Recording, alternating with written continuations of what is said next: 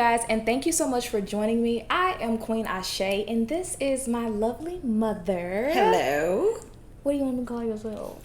Well, you can call me Felicia. We can call That's her my Felicia. birth name. Okay, all right. So, as you can tell from the introduction to this video, we're diving into the mother wound with my mommy herself, Felicia. All right, so we're not going to waste any time. We're going to jump in and get started. So the first thing that we're going to talk about in this segment is, what is the inner child? Okay, so your inner child represents your first original self that entered into this world. It contains your capacity to experience wonder, joy, innocence, sensitivity, and playfulness.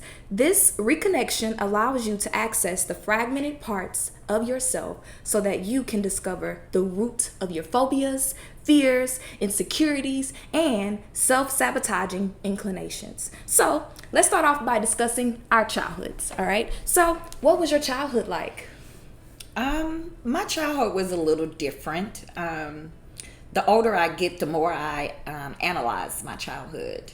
I had two other siblings, actually three. Two brothers and a sister growing up, and I grew up in a household with my stepfather and my mother. My biological father was nowhere around. I actually consider him to be what most young women consider their baby daddies to be nowadays, is what we call a deadbeat dad. He's still living and breathing, still no connection, no relationship. My mother's been deceased 20 plus years of breast cancer. And I grew up in an environment to where, there was in-house abuse. My stepmother, my mother and my father, they fought all the time. And as I grew up, I began to think that that was normal in a relationship. And it took time for me to learn that that's not normal. Yes. And I would always do little things, but not things that were like robbing or stealing or beating up someone. But for some odd reason, I just felt like as a child, my mother would just put me off. And she wouldn't put me off on family members. She would send me away to group home, I'll stay at one group home, child adolescent development, for 6 months. And when they released me from that program and say, hey, she's good to go, she's okay, I'll be back in another program within 2 weeks for another 3 months. And, like I said, my father never stepped in and said, hey, maybe we can go in another direction. So I always felt like I was the black sheep of my household. But after it came to a certain age, when she could no longer put me in programs, I would run away to my aunt's house. And I learned over the years that I noticed that when I would run away to their house, she would send the police to come get me. And they would hide me. They wouldn't even let her know I was there. But once they figured out, she's just beyond worried or whatever you want to call that, they would go ahead and tell her. And she went ahead and just, at one point, just said, forget it. If that's where she want to be, I'm going to let her be there. And I took that as, you really didn't want the responsibility of me yourself. I can't really explain it, but it was a different kind of upbringing from the upbringing that I seen a lot of my cousins and other family members have. And, all my aunts and uncles and things, the way they raise their kids, and even the physical abuse. I can't see my brothers and sisters getting any of the kind of treatment or disciplined. I mean, today we call it abuse. And now that I sit back and really think about it, it was abuse. I mean, because you're whooping a child with an extension cord. You tell them to take a shower, and when they get out the shower, it's an extension cord waiting on them, or a belt waiting on them, or a switch waiting on them. And I mean, what did I do so bad? I mean, I skipped school for the first time. And that was the first time that I received that harsh treatment, and I thought that was normal. I took it and ran with it. But I tried my best as an adult when I had kids not to inflict that kind of pain or hurt on them in that kind of way. Because you didn't grow up getting beat, mistreated, and slapped around, or things of that nature, But one thing I can say about my childhood is I felt like I was truly a black sheep of my household. Not my entire family, just my mom, my stepdad, and my brothers and sisters. I felt like I was the rowdy one. And in my eyes, when I look back and I think about the little things that I done, and I was like, oh my God, that wasn't so bad. But the punishment of it was horrific. But as time grew, my mother stepped in when I least didn't expect her to. And that was when I began to have kids. And all the ass whoopings I got, I don't know if I can say that or not, but I can remember she wouldn't let a fly touch you. I mean, I could scream and she'd be ready to rip my neck off for hollering at you. And I'm thinking to myself, what? Didn't you scream at me? But I guess as time grew, I guess maybe she grew into an older stage. Because I can actually sit here and say all the negative things, but after the fact, when I sit back and I look at it, that she turned out to be a wonderful grandmother. Yes. Every weekend, kids is at her house. And when they wasn't at her house on the weekends, she was coming by my house when she got off work. I wake up and come downstairs. She got breakfast cooked. They hand one big ponytail. And she telling me, I done started dinner, so you need to stay woke and get through doing the rest. But my childhood was different. But I seen her interact with her grandkids totally different. And that was amazing to me. Do you think it helped you to see her in a different light? In the end, it did. Absolutely. It did. It changed my perspective of her as a person and as my mother. Right. So, they say with time, things change, people heal. I can only speak from my experience. Absolutely. And when she got ready to pass, I was incarcerated. Actually in prison, doing a 4-year sentence. And I had to do 2 years flat. And I learned that while I was there, my mother was diagnosed with breast cancer. And when she was diagnosed with breast cancer, I remember getting a phone call from the chaplain saying, come down there. They needed to speak to me. And my mother was on the phone. And she was telling me that, she had the cancer and everything of that sort. And I was like, oh my God. And I was like, are you going to be okay? She was like, baby, I don't want you to be worrying about me while you down there. She said, I just want you to know that when you get out, I'm going to be there. I'm going to be here for all of y'all. I'm going to be here for all of y'all birthdays. Don't y'all worry. But the thought never came to my mind that she was telling me she was going to be there for January the 13th, February the 4th, April the 1st, July the 22nd, and die on July the 23rd. So with that, I've always taken like a piece of my heart. I don't really do the birthday celebration thing because it's hard for me still to celebrate my birthday on one day and still grieve that last moments with her. You understand? I understand. But, as time go, you heal. And sometimes you don't. I mean, it's all about how you deal with it. I think the biggest thing to understand is that healing and moving on are two completely different things. especially with dealing with traumas and issues from our childhood. Right. Right. So for me, for my childhood, I was always searching for stability. I was searching for stability within relationships. I was searching for stability within school, trying to be the best, just constantly searching for comfort, you know? Right. For me, as you know, my dad, I live with my grandma, my dad's mom, and it was tough. It was difficult. It was really hard to try to get to understand her, because she was, like most people say that I am, she was really, really difficult. And all in all, I can finally say, I think I finally figured her out. But for my childhood, it was more so of me being reserved, quiet, loving to be at home,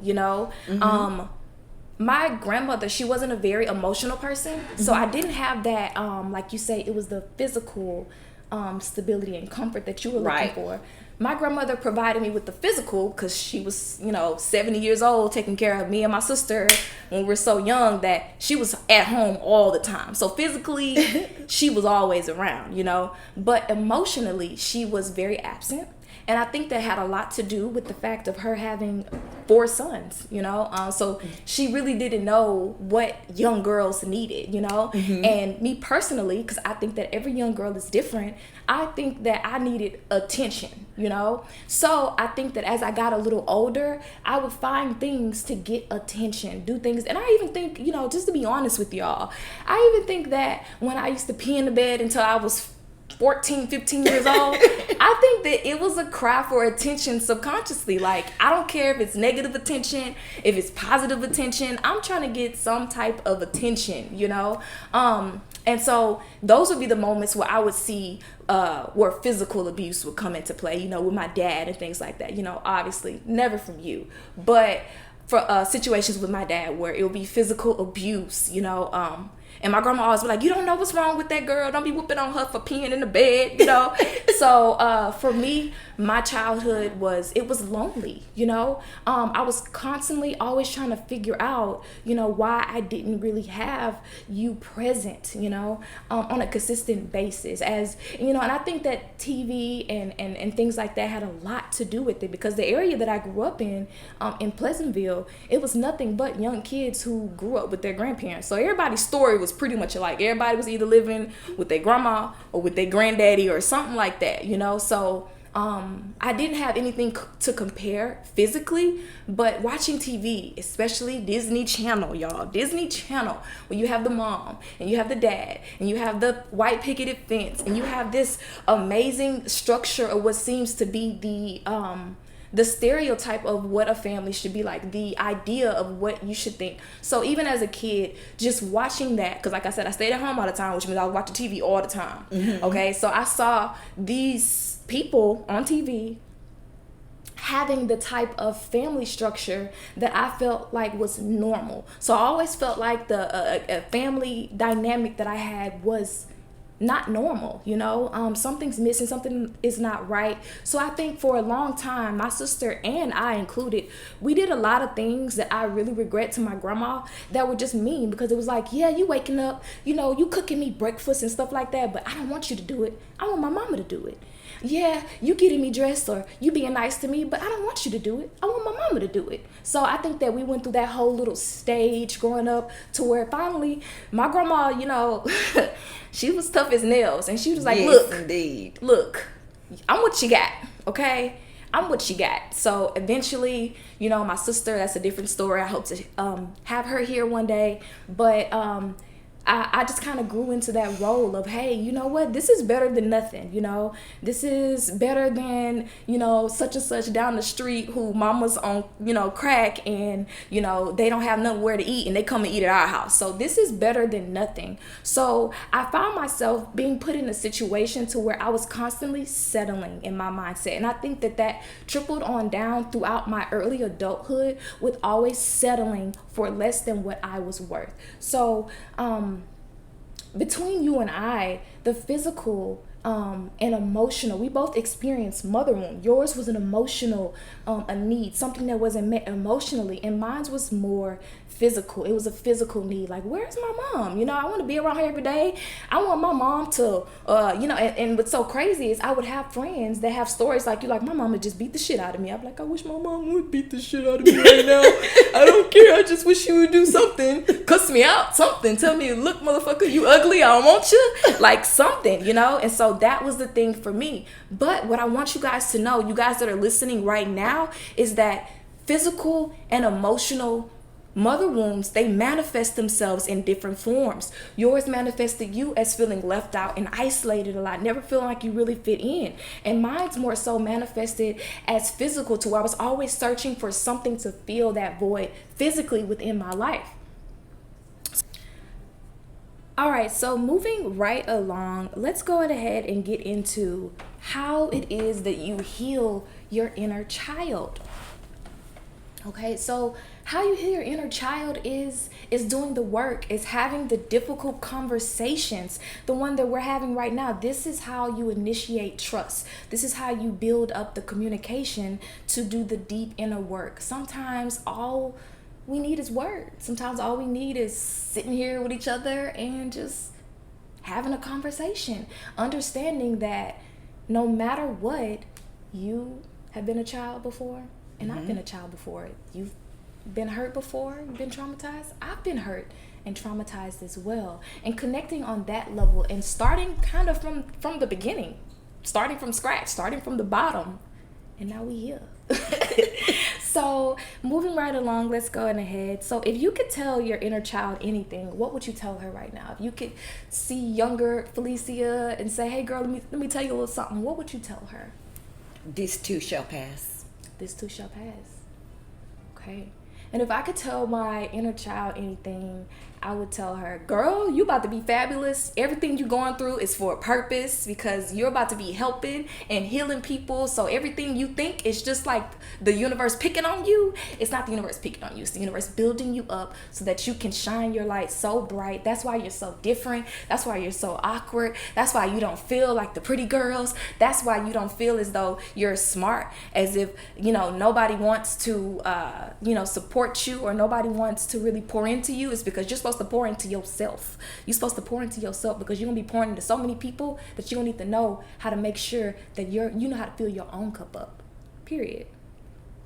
Okay, so what we're gonna do is right now, I'm gonna have my mom, okay, I'm gonna have you read your letter, okay? Your letter to your inner child, okay? Your letter to your inner child to your mom, okay? So let's get started.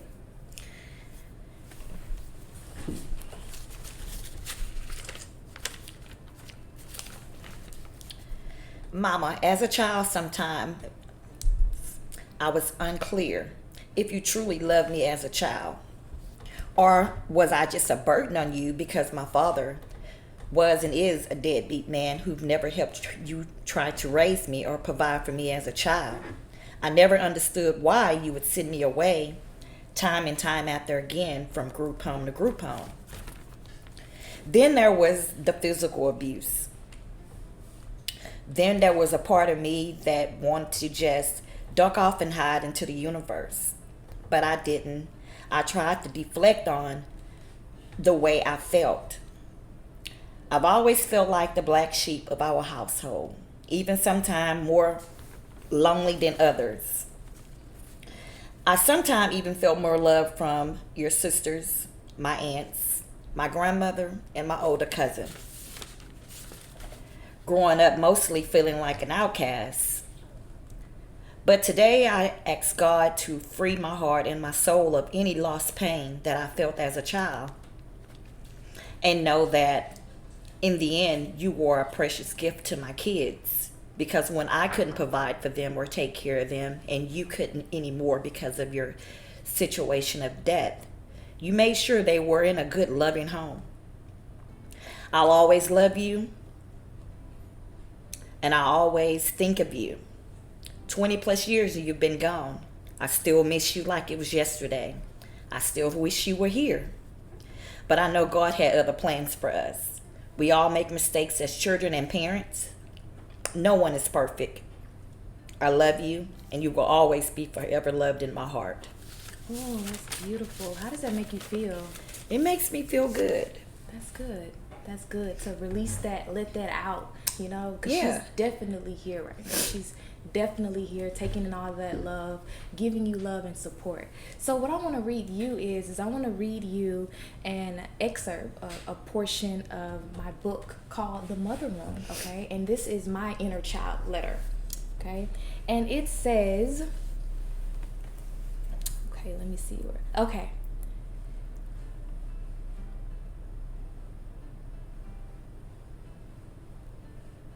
My mom had me at 19. Before I was born, she spent her nights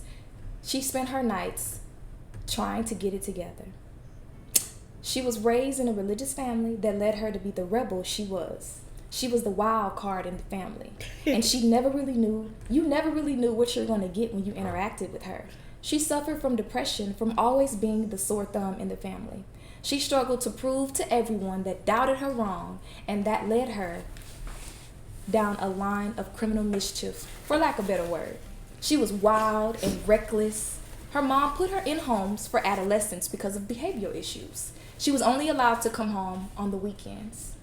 She was wild and reckless, but she had been caged in during her adolescence that she finally felt free. But sometimes freedom comes at a price. And unfortunately for her, that meant living her life in and out of jail. I understand now she was searching for something. She suffered tremendously throughout her life because of those mistakes. She was unreliable and inconsistent in my life, and it was because it was all she had ever known. No one took the time to really get to know her, or better yet, figure out why she did the things that she did. They just wrote her off as a lost cause and dropped her off for someone else to deal with. When that didn't work, jail became her best friend. She was a little black girl who grew up with dreams, and each and every time she made a mistake, those dreams seemed less and less obtainable. She, like most young black women, was lost. She was drowning, and no one ever took the time to teach her to swim. When she wasn't in jail, she was so busy playing catch-up that she couldn't give me and my little sister and I the love and affection we so desperately longed for. So, we were taken in by my dad's mom. I think in the back of her mind, she thought she had more time to fix her life, more time to get her money up, more time before she had to stop partying, more time before she had to be a mom. And before you know it, days turn into weeks, and weeks turn into months, and I hated her for that. How dare you have unprotected sex, give birth to innocent baby girls, and abandon us, I thought. She left us to figure out this cold, hard world alone. Why would you do the same thing to me that was done to you? I guess she still thought she had time. Funny thing is, time waits for no one. Somehow, I noticed she always had time for a boyfriend. She always had time to have more kids. And all that time she spent away from us, she was still trying to find that unconditional love she so desperately desired. She wanted unconditional love. She wanted a love that could last through anything. All that time she spent chasing love, and it was right in front of her face. It was birthed between her legs, the very legs she used to walk away from me with. I would have loved her unconditionally. I would have loved her through anything. I would have weathered any storm with her. I would have protected her. I would have never broken her heart. I would have never abused her. A warm meal at dinner time and a lap to jump in on bad days. For others, it's a complicated word filled with difficult memories of hurt, abandonment, and pain.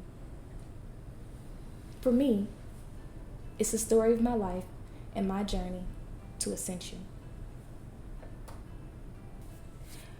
Okay, so diving a bit deeper, let's discuss how it feels to just be a daughter. We have talked about our relationship with our inner child, and now I'd like to move into the daughter dynamic. I feel as though black women, the daughter dynamic can be very frustrating and even a frustrating conversation when you're trying to heal.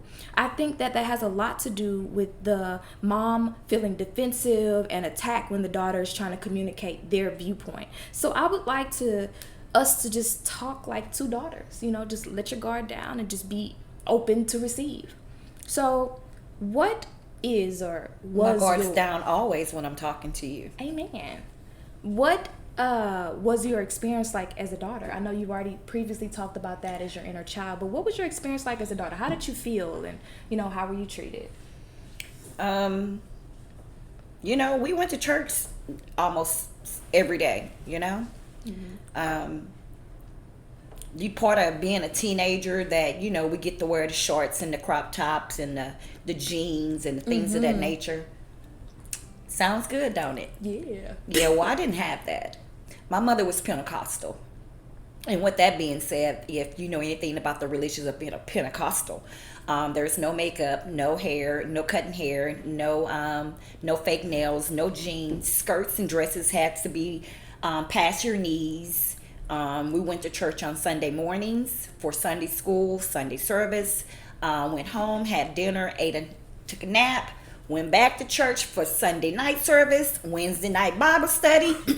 Saturday, we're knocking doors. Hey, would you like to come to church outside of Tabernacle? We have a church van. It'll come pick you up. And after we get through doing that mission, the knock, knock, knock, and invites, we had youth service Saturday night. So, that was the dynamic, My mom got me a phone for my birthday when I turned 15, and she got it for me for Christmas. And one of the boys at the school, I'll never forget his name, was Byron. And we were in the 9th grade. And I gave him the phone number to the room. And my mom picked up one day. And if I'm telling you this right, honest truth to God, that phone line was disconnected 45 minutes after that little boy called. So talking to her was like talking to a brick wall.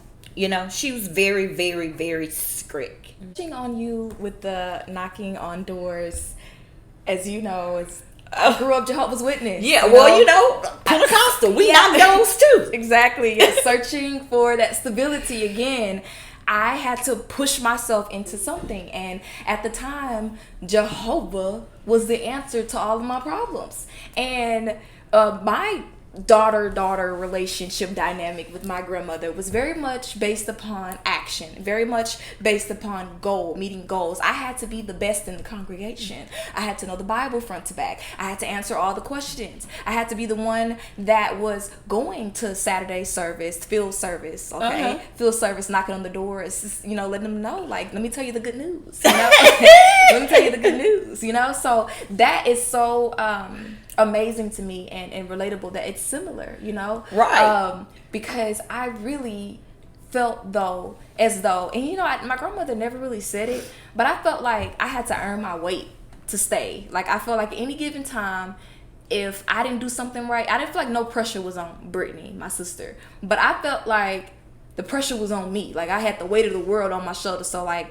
I had to study the Bible front to back. I had to figure out how to witness to people to get them into the ministry, So I really just took all of my attention when I was, from the age of 11 till 14, and put it all into becoming a Jehovah's Witness, I just wanted to be the best. And I felt like the relationship was all dependent upon me making her look good at church, making her say, wow, that Washington girl, she really knows her stuff, So my daughter-to-daughter dynamic was much like that as well. I kind of felt the same way growing up. Mm-hmm.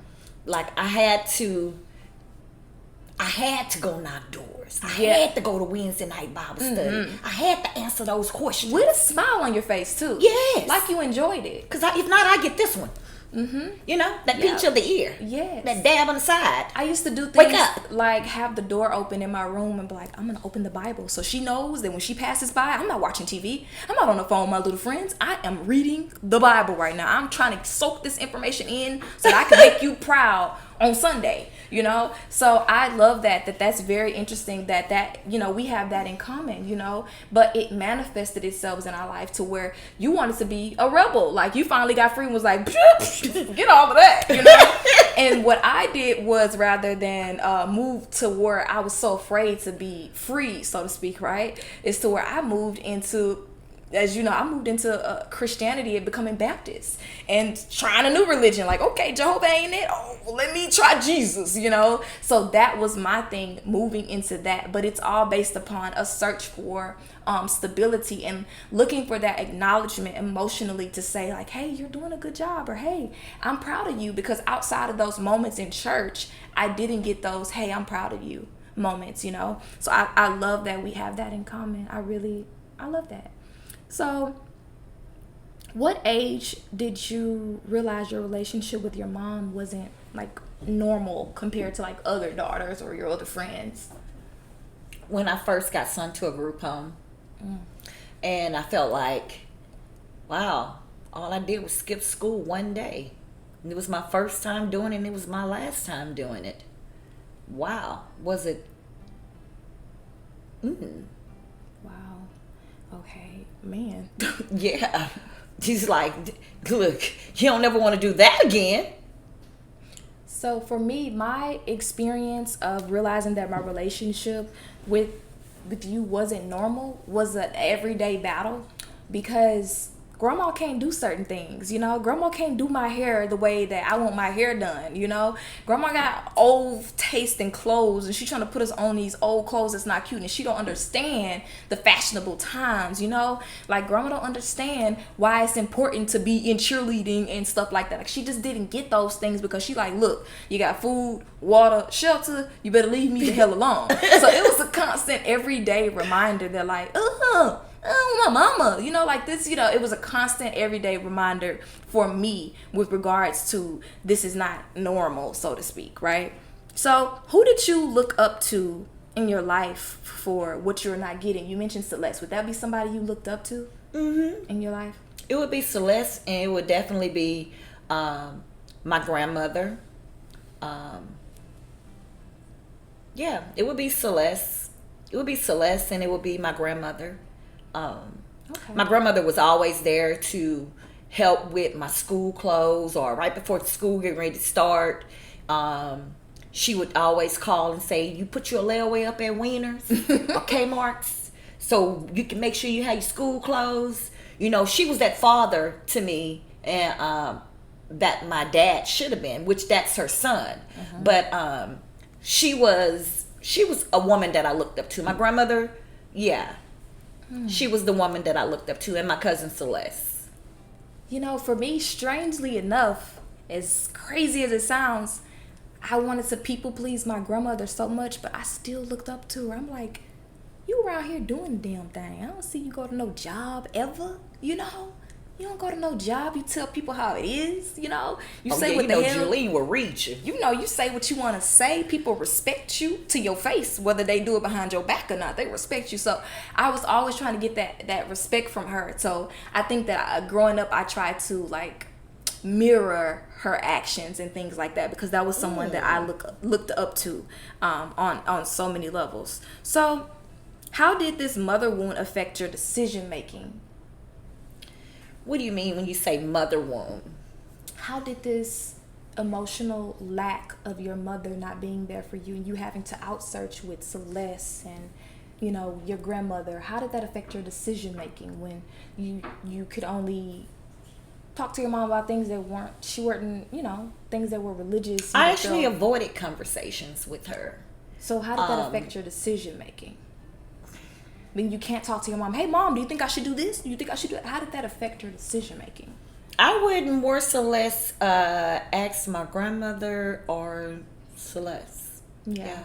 I think that's the same for me. I would get advice from my grandmother, and sometimes her advice was a little bit outdated, you know? Yeah. It was and then I would go to Celeste. Yeah. See, I didn't have a Celeste, so I just had her. So she would give me some outdated advice about how to deal with the young girls at school, or how to deal with friends. You know, she was at the age where you're like, you don't even need no damn friends. I'm like, you know what? My grandma said I don't even need no friends, you know? So I didn't even try, because I'm like, my grandma, shoot, she know I don't need no friends, you know? So I think as far as the decision making goes, I had a lot of outdated advice sometimes. Some advice, you know, I can appreciate now, but I just feel like I would have had wish I would have had more like dated advice for how to deal with like you know, girls being messy, girls being mean to you, you not fitting in, that type of stuff. I feel like I wish I desired to have more dated advice when it came to that. Well, when you were in high school, we had more of a connection.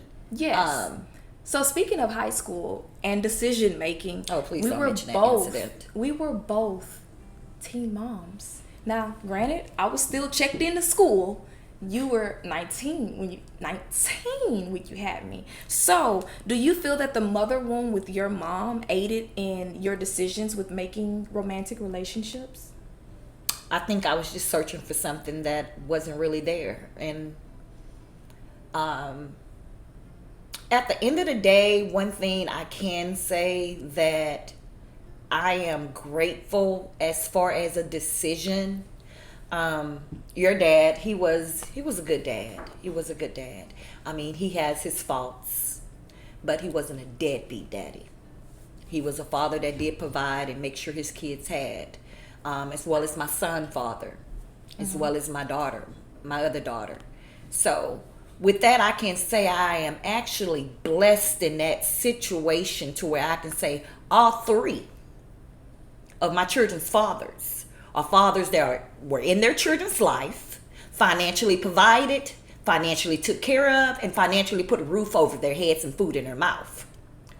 You know, so I learned that picking and choosing the men that I lay up with, I need to make sure I'm picking somebody that's not a reflection of the father figure that I've been learned to see. Exactly. So I had to really evaluate. And at the same time, when I was doing that evaluation, I didn't know that I was evaluating physical abuse, mental abuse, you know, and things of that nature. So you were searching for stability. I was searching for stableness, love, commitment. So you were able to ignore the other things because you would just want stability. That's all I wanted. That's all I wanted. Okay. That's all I wanted. How did your mom react to your pregnancy with me? OMG. I remember my mom didn't really have a bad reaction. She really didn't. Really? Yes, and you know your nickname, right? Monster. Yes. And she took you everywhere. I'm tell you something. She took you in like you was her child. So that was kind of a shock to me to see how much my mother loved and really truly bonded with her grandkids the way she did, because I didn't see that same bond growing up with her as a child. Yeah. So it was magnificent for me to see, you know? Mm-hmm. Let's talk about your reaction to me having a baby at 16. I nearly died.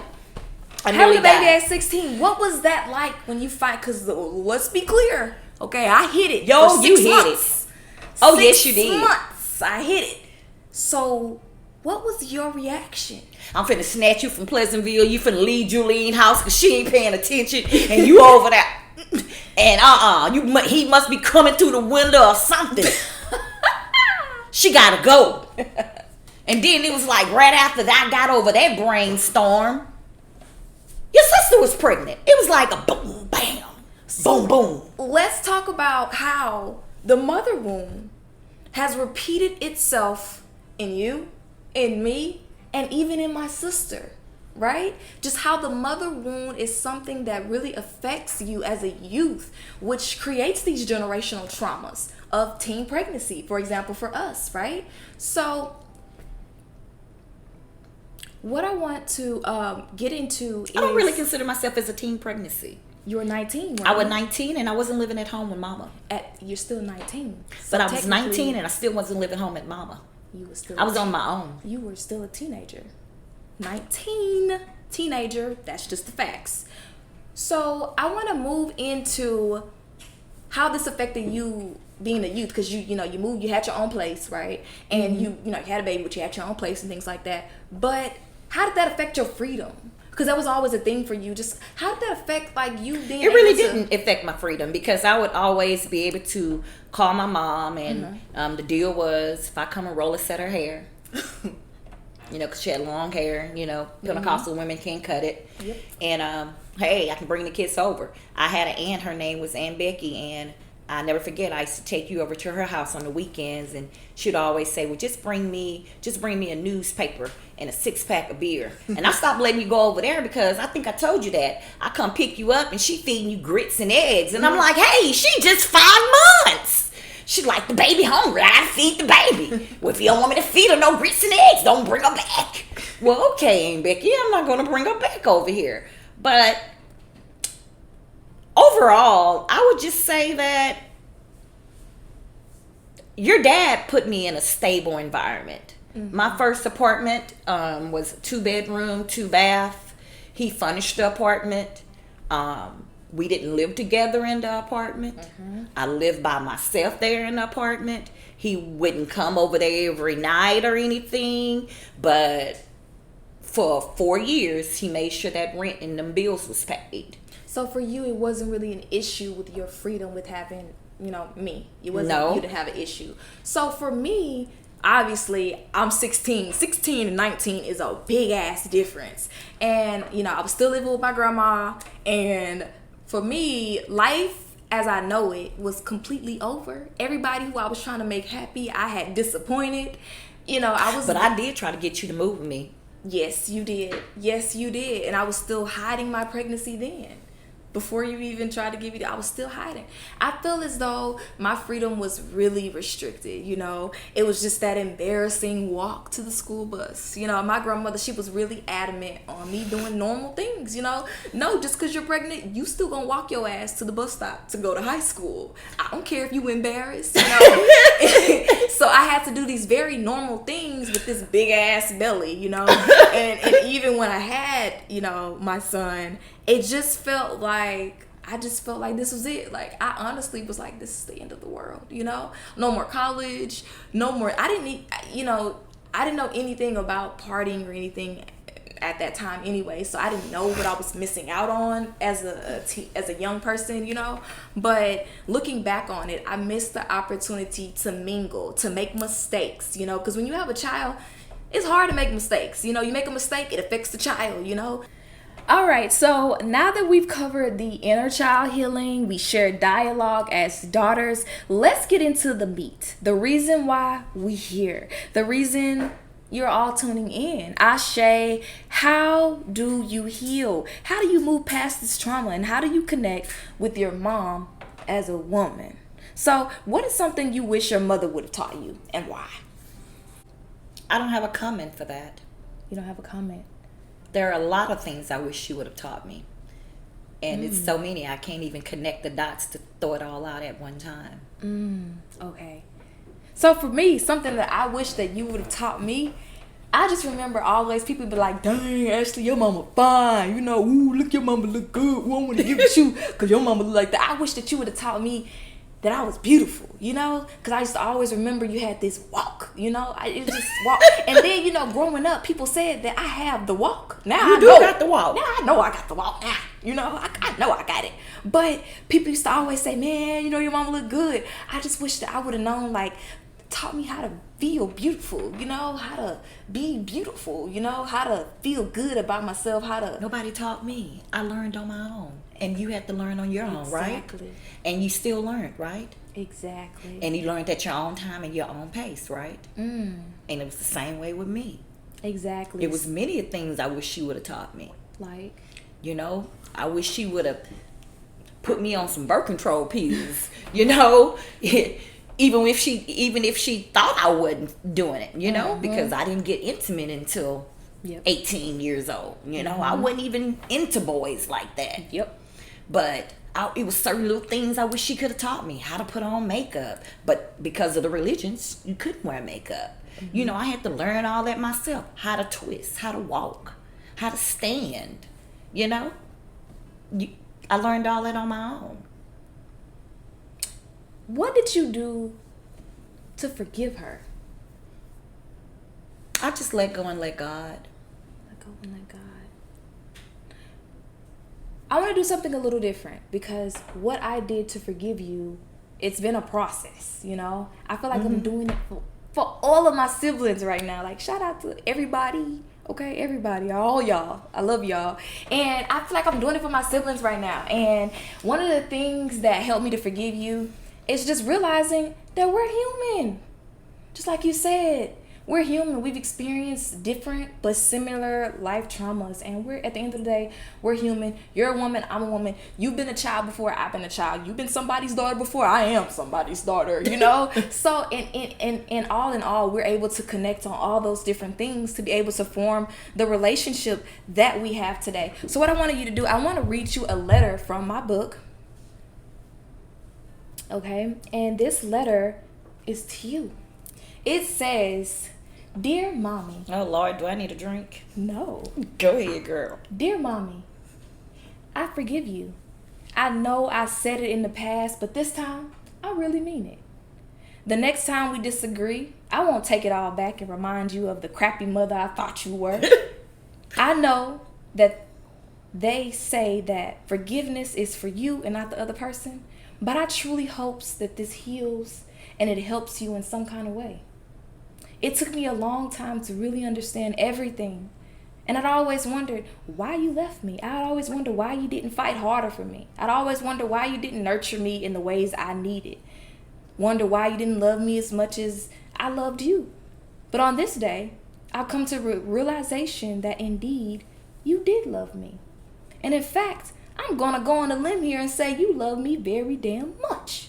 I understand that I was in no position to understand the many decisions you had to make. Today, I release anger. Today, I release fear. I release pain. I release hurt. I release depression. I release my inner child. I'm setting her free.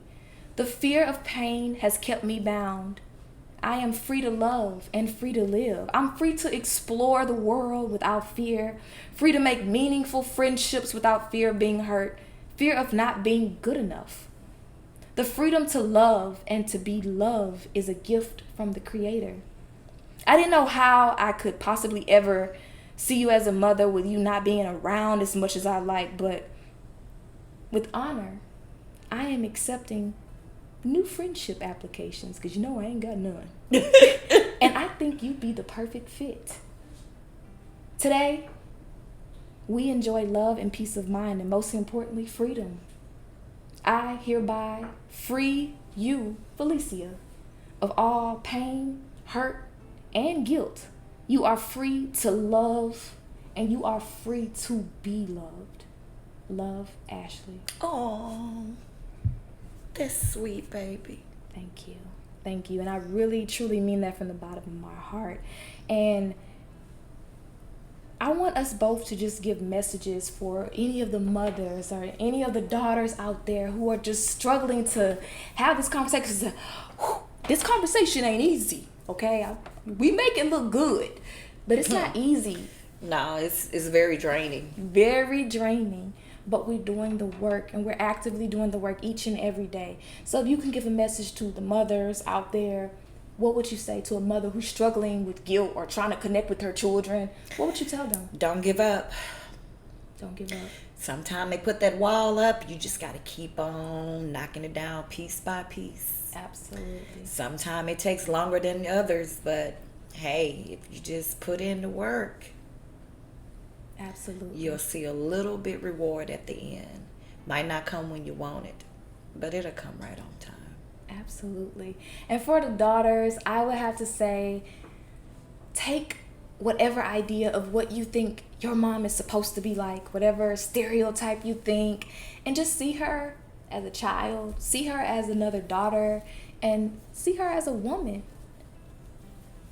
And just connect with those things, because you guys, believe it or not, have more in common than you do not alike. So I want to thank my mom so much. Oh my God.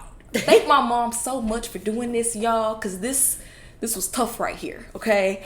I want to thank my mom. I'll thank you so much for being here. Thank you so much for doing this for me, for you, for us, okay?